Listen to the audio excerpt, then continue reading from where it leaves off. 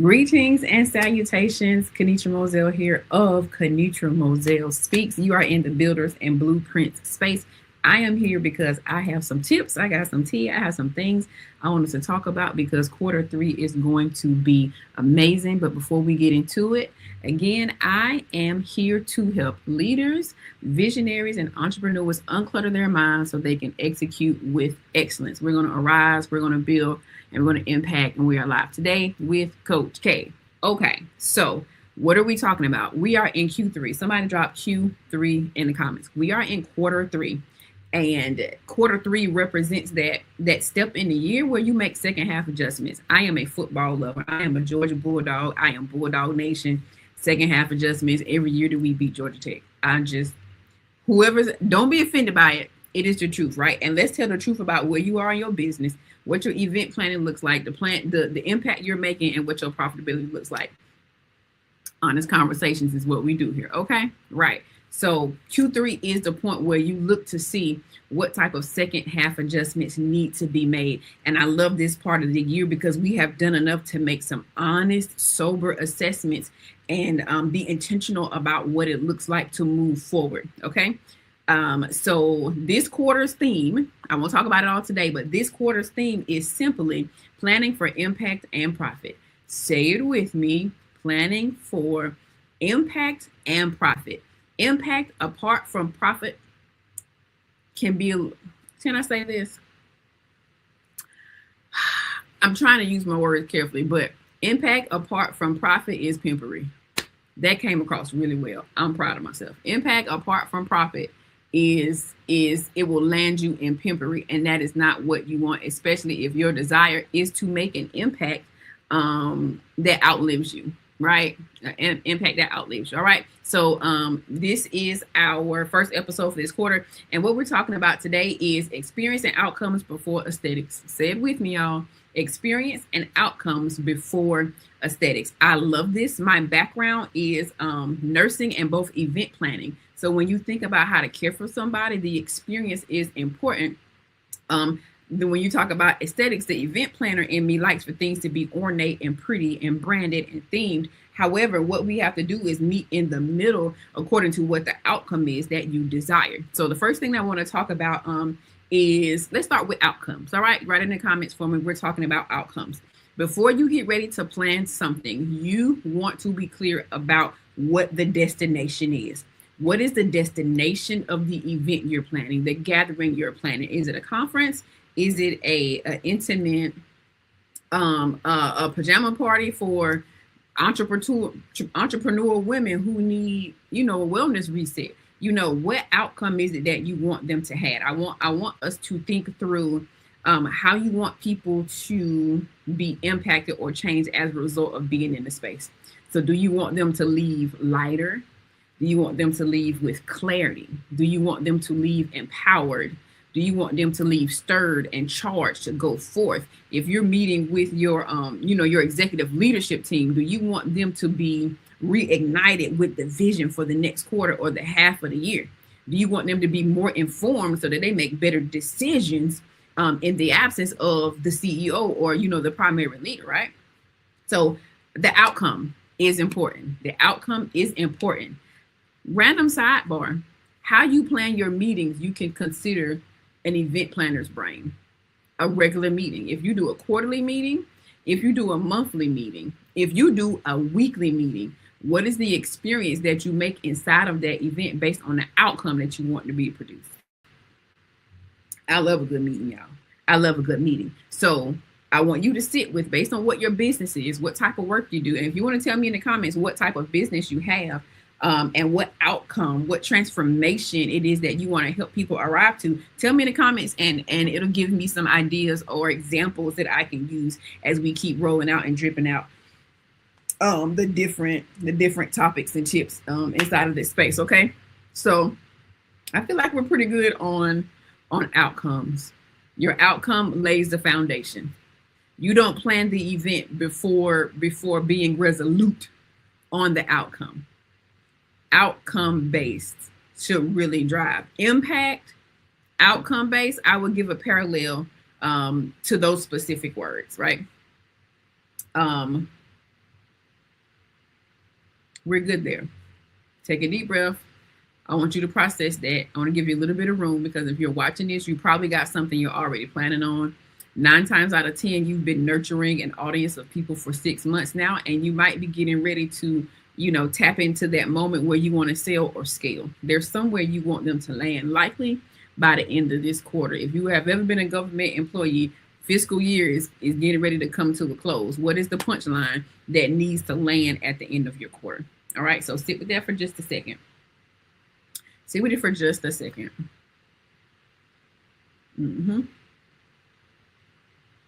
All right. Number 2, experience. I want you to say that in the comments. What is the experience that's going to produce the outcome? Because if you want people to leave your event feeling rested and empowered, but still stirred, you cannot talk at them the whole time. You cannot stand up in this room of people and talk at them the entire time. If you want them to be transformed, if you want them to experience change, if you want them to take ownership, you actually have to make room for their voice inside of the space, right? So how do you create the experience that is going to produce the outcome that you are looking for? What type of agenda items should be inclusive when you're looking at your plans? When you're looking at the agenda, when you're looking at your budget, what do you need to invest in? Do you need to invest in mugs and blankets for your people? Do they need to be cozied up in order to have some good, transparent conversations to create a vulnerable atmosphere where they leave lighter?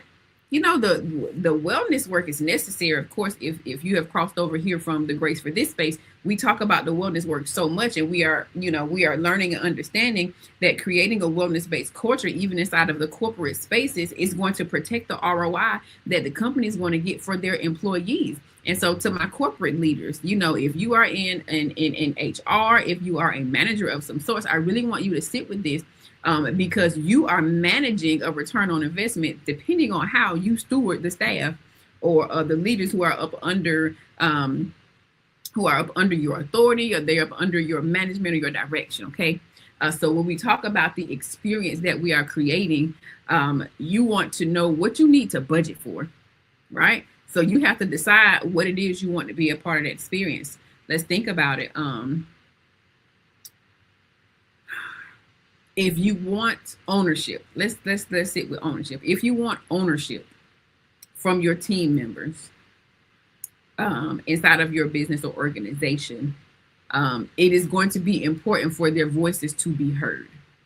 If they're going to take ownership of something, their perspective needs to be understood. Even if their perspective is not right, room for their voice and perspective is going to be important because it opens the door for you to, identify where they are. And then help them grow and evolve into what it is you would like for them to be, right? We're not trying to change anyone, right? We're planning for impact, right? This is what we're talking about. Experience and outcomes before aesthetic. Ultimately, there's an impact that you want to happen inside of the space. Excuse me. So I want us to sit with that journey. Are you creating a space where your team members' voices can be heard? And then it can convert over into ownership where it may not be what I thought, but I understand what the visionary is saying or the CEO was saying. And you begin to get a better return on investment because room was made for everybody at that table. Okay. So whether it's corporate or whether it's community, it is still going to work, right? So the experience is going to be important. Making room for that round robin is important. We can even talk about lighting. Sometimes we have events or meetings in rooms that may be too dark. We might have the meeting at the wrong time, and it's not creating the experience that you want. One of the things that I have done in corporate spaces is when we're getting ready to do a check-in, and I want them to feel comfortable and safe so I can really hear where they are and advocate for the experience of that group of people, I will play instrumental music. If I want it to be calm, you can professionally set an atmosphere where you reduce the amount of stimuli. Very good.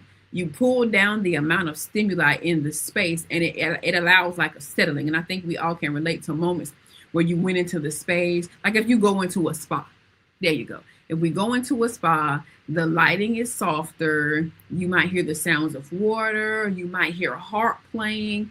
I have had similar type of environments that I have set working with corporate client spaces, because I wanted to create an environment where they actually will open up, especially if this is a industry, maybe where it's hard and it's rough and you got to be, say it with your chest type of energy dealing with folks. So if you want to bring a specific outcome into that space, what experience do you have to create in order to get that outcome from your team members or what so have you?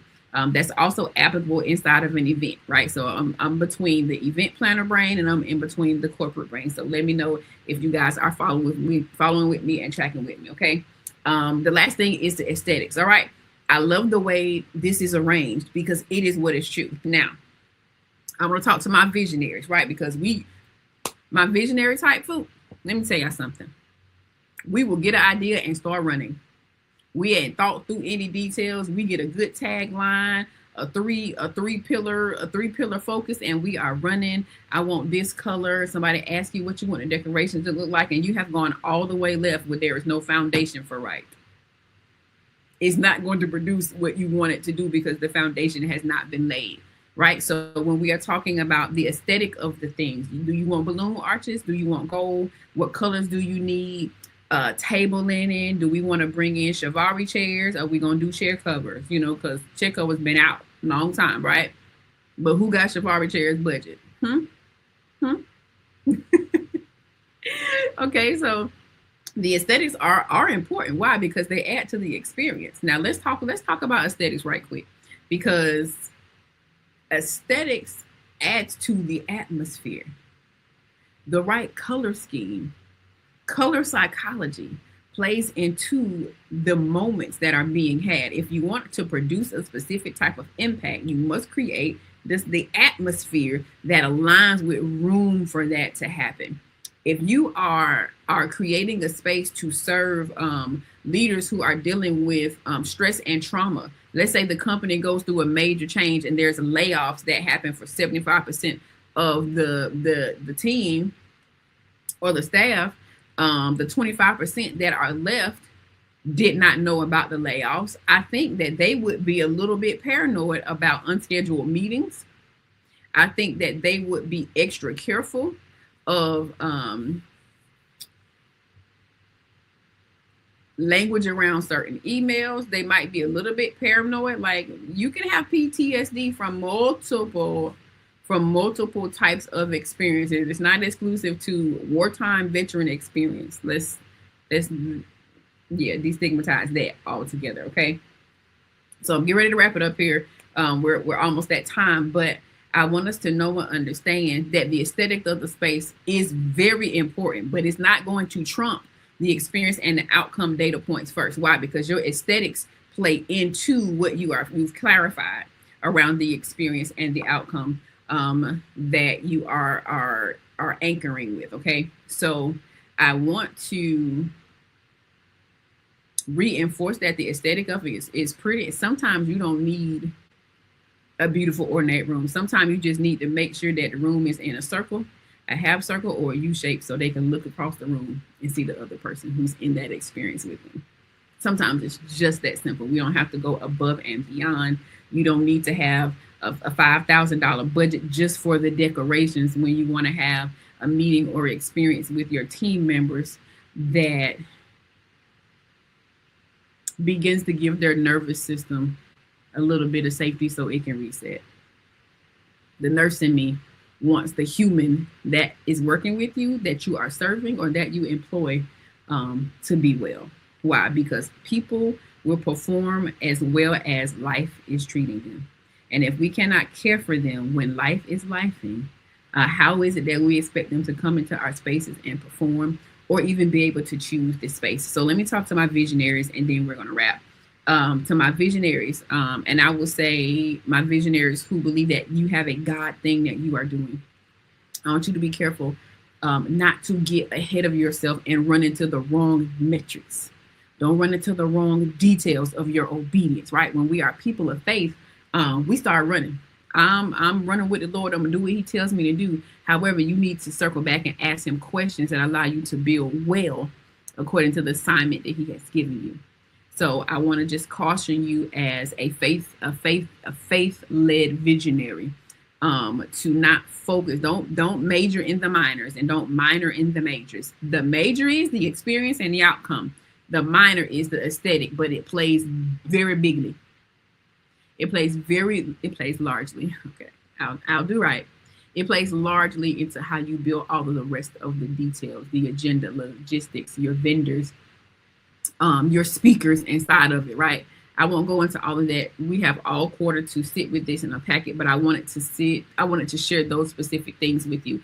If this has been good, I want to let you know that I have resources. There is a how to plan for impact workbook on my website. You can click the link in the description, KanishaMoselle.com, and you can go to my resource page. And if you're interested, if you are planning an event, right, it's called How to Plan for Impact. It walks you through who you are as the leader or the visionary who wants a specific thing to happen, and logistically some considerations that need to be made. Okay. If you feel like you got a whole lot going on in your mind overall entirely, and you just need to unclutter so you can focus on the outcome and the experience and then the aesthetics, or hire somebody for aesthetics. I do have a reset workbook as a freebie. I just want to give that to you. You can click the link in the bio and it'll pop right up. But I absolutely love and committing to helping you unclutter your mind, clarify your next steps so you can execute with excellence. This has been your Builders and Blueprints tip time with Coach K. Something I say all the time, and I'll say it here: I love you big. I love you big. I am excited about all that you are doing. Make sure you get connected. Take that freebie so you can unclutter and begin execute with excellence. I'll see you next time. Blessings.